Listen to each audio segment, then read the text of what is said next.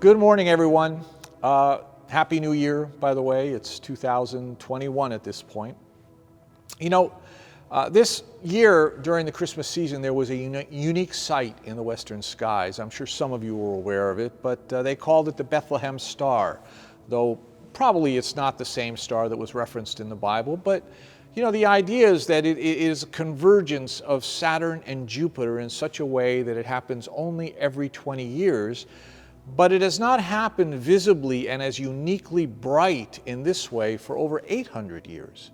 And some people feel that maybe this is what happened back in that time when Jesus was born. But either way, just the prominence of this phenomenon this year made me think of Matthew 2, verses 1 and 2, where it says, "After Jesus was born in Bethlehem in Judea, during the time of King Herod, Magi from the east came to Jerusalem and asked, 'Where is the one who has been born King of the Jews? We saw his star when it rose and have come to worship him.'" So I was thinking about these wise men, these Magi, and it's very interesting that this story is the only place in the entire Bible where Magi are portrayed in a positive light. Have you ever noticed that? These are the same men that were basically the astrologers, conjurers, necromancers, and idol worshipers from Daniel's day. They were advisors to the king of Babylon, and they were absorbed in various forms of the occult. If we were not used to the story, we would be shocked, even offended and appalled that Matthew would introduce them in this way as people who are coming and worshiping and giving gifts at the feet of Jesus. If we were to tell that story in modern language in the modern day, it would be the equivalent to having a coven of witches coming and offering their tribute to the baby Jesus. It would shock us, and I'm sure it shocked them in that day. But Matthew did this for a reason. He says that they came with understanding. He says they called him right off the bat the King of the Jews. They knew he was the King of the Jews, while his own people failed to even recognize him. These foreigners knew who he was. And the title, King of the Jews, won't be used again of Jesus in the Gospel of Matthew until chapter 27. And at that point, again, it will be a Gentile, Pontius Pilate. And he will nail a sign over Jesus' head when he is crucified on the cross with those words, King of the Jews, written on it. When the Magi spoke those words, Matthew says Herod was disturbed, and all Jerusalem with him was disturbed. And when Pilate put that title over Jesus again, they were disturbed, and they demanded that he take it down. Gentiles were calling him King of the Jews, and his own people were rejecting it. Folks, Matthew's agenda is to show us that Christ's birth had universal significance for all people.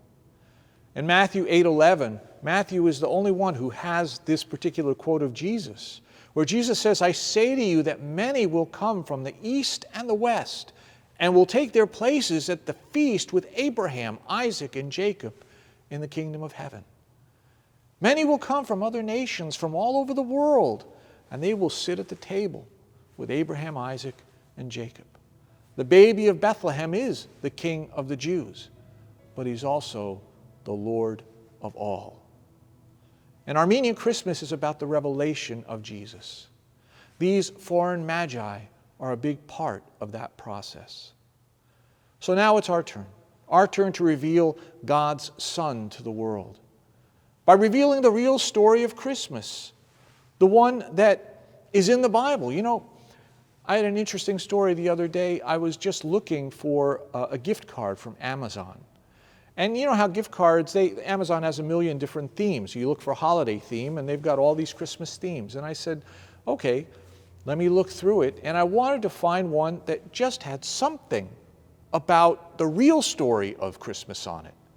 And I had to look, I finally found one. I had to look through 50, 60 different permutations of this particular, of these gift cards to find one that had any reference to the actual Bible story. We may not think it, but I think the world is hungry to know what Christmas is all about. And if we can reveal that to them, that's one way we can tell them about the glory of God. We can also reveal it by revealing the glory of a child who was born not to tell us what to do or to rule with an iron fist, but to give his life for us, to sacrifice for us, to show love. He said, I didn't come into the world to condemn the world, but that the world through me would be saved. We can also reveal the joy that that child has brought into our lives since we have made him Lord in our lives. What has he done for us? You know, the interesting thing is we're not told what happened to these magi. We don't know. It says they went home a different way. Okay. But did they go back to the same life? Did they go back the same people they were when they came? I would hope that as God used them to reveal Christ to the world, even though they didn't know what they were doing, that the light was also shined back on them and revealed to them the glory of God so that it took root in their lives.